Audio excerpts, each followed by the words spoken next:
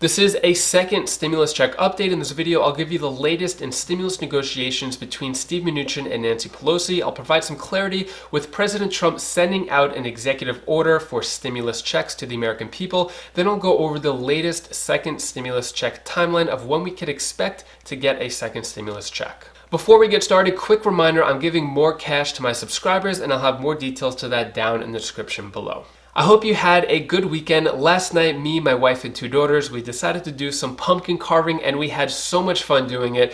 It's important during these tough times just to do something fun to help raise our mood, and I wish you the best during these hard times. So there was a study that just came out saying that the unpaid rent problem could have been avoided if we would have had the unemployment assistance continued and $1,200 stimulus check. So according to this 28-page study done by the Federal Reserve Bank of Philadelphia, it said around 32 million homes are behind on rent at this moment, and if we would have kept that $600 per week unemployment boost and give out a second stimulus check, we could have knocked that number down to 125,000 homes. So millions of homes could have been saved from the brink of eviction. Let me know down in the comments below, should we pass a standalone bill of unemployment assistance and a $1,200 stimulus check, or should it be a bigger package? Let me know down in the comments below. So to move on to the second stimulus negotiations between Steve Mnuchin and Nancy Pelosi, we are at a standstill and the blame game has flared up again.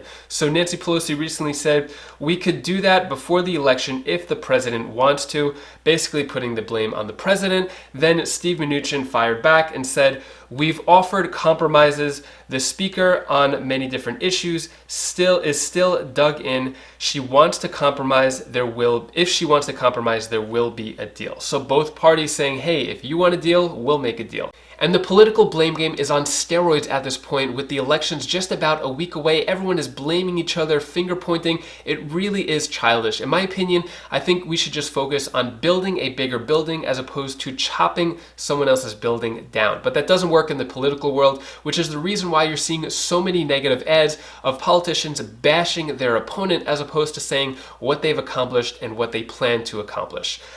Really is a shame here. So Kelly McEnany said that, which is the White House press secretary, she said, Nancy Pelosi's stimulus plan still contains stimulus checks for illegal immigrants, protections and deportations, catch and release. Her plan is for illegal immigrants, not the American people, referring to Nancy Pelosi's $2.2 trillion Democratic plan. Here's a clip from Kelly McEnany clarifying on what she said. Throughout this, including as recently as 2 days ago when I checked with the chief of staff, in the current pending Democrat stimulus proposal is stimulus checks for illegal immigrants, is protection from deportations, and a review of current illegal immigrants in custody and removing those summoned to the interior of the country. You know, it's not often discussed, but for as recently as 3 days ago, for that to be part of the stimulus proposal for the American people, that should tell you just how serious Democrats are. Yeah.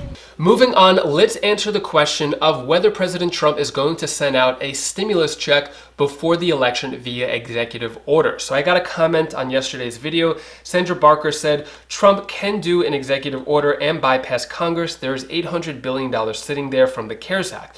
So this $800 billion is true. So from the past 4 stimulus packages that passed, we still have around $800 billion, at least that's what some experts are saying, in unspent funding. So President Trump in the past said that he wanted to have an executive order for unemployment assistance. I doubted him, I'll admit it. I didn't think that was possible, but President Trump proved us all wrong, and he was able to continue the unemployment assistance for a few weeks, giving out $300 to $400 per week to tens of millions of Americans. So people doubted him in the past. People are doubting him now for second stimulus checks. He may surprise us. Does he have the ability to have access to this $800 billion though? That's the key question. If he does, he probably would send out stimulus checks. And if he were to send out stimulus checks via executive order, this would be the time right now, just about a week before the election. So it's still a possibility. We don't know yet. He may have another trick up his sleeve, but I'll keep you updated on that. He did sign a recent executive order though. It was regarding federal employees. So this recent executive order, basically he's able to classify federal employees as Schedule F, and it just gives them the ability to hire and fire federal employees a lot faster and gives them more flexibility. This doesn't really pertain to stimulus too much, so I'm not going to get more into detail on that. Moving on, Joe Biden fired back at President Trump, saying Trump can't get his own party to deliver real economic relief for working families. He's referring to the Senate Republicans.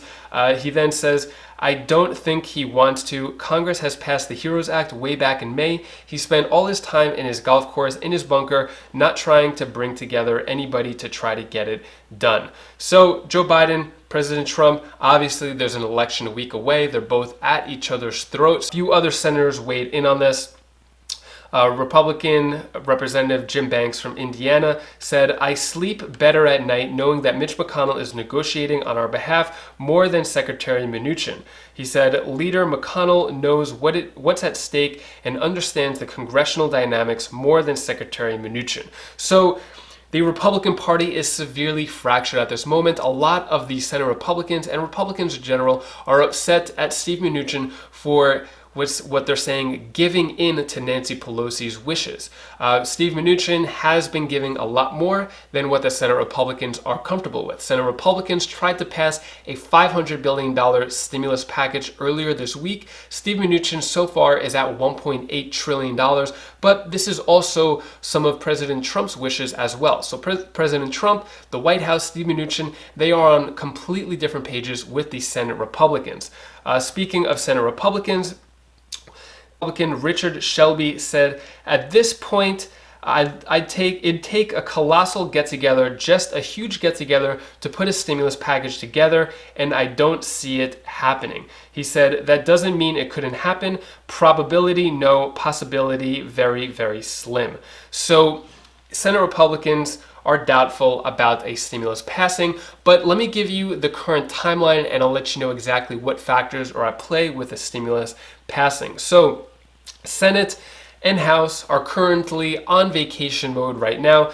As you can see, the Senate is out of office October 12th and November 6th. They did come back in office because of quarantine. It was very mixed schedule. But as you see here, just a side note, you can see how many weeks of vacation they're getting off every single month, and they're getting paid a $174,000 salary. Meanwhile, millions of Americans are suffering, barely able to get enough money to provide food for their family, and on the brink of eviction come January. The Senate said that they are coming back into office for October 26th, which is Monday. Tomorrow, they're going to have a vote for Judge Barrett, and then they're going back on vacation until after the election. House of Representatives completely on vacation for about a month so far, and they're coming back after election as well. With that said, if we look at the calendar here, so October 26th, we would have to have an agreement. Whenever an agreement or a stimulus proposal or any type of proposal is introduced to the House, it has to be on the House floor for 72 hours before it has a vote. So if we look at the timeline here, even if they come to an agreement this week, they won't get it to the Senate or have the president sign it until after the election. Election is November 3rd. So in terms of a stimulus happening before election, doesn't seem likely. Moving on to COVID news, we're hitting records high at this point. So the past 2 days were the highest recorded cases for stimulus in the US. So we had on the 23rd, 85,000. Yesterday, 78,000. If we look at the biggest peak back in July, it was 75,000. So we are in uncharted territory right now in terms of the highest amount of cases for COVID. That is all the stimulus news I have for today. To cheer up your mood a little bit, here's my daughter Bella's tip of the day. Hi, this is Bella's tip of the day. I want to tell you the one thing that you should do. Like, before I was reading this book, I believed in myself. And I can believe in you too. So just focus on believing yourself and focus on making other people's personalities believe in them too. Bye. And if you want to keep the positive vibes going, I highly recommend clicking this video right over here. It's on my other channel, Wise Vibes. It's Gary V's 10 best lessons to change your life. If you want to feel better, I highly recommend clicking this video over here. It'll put you in a better mood, I guarantee it. So click that video now and I'll see you in the next video. Take care, be safe. Thank you for watching.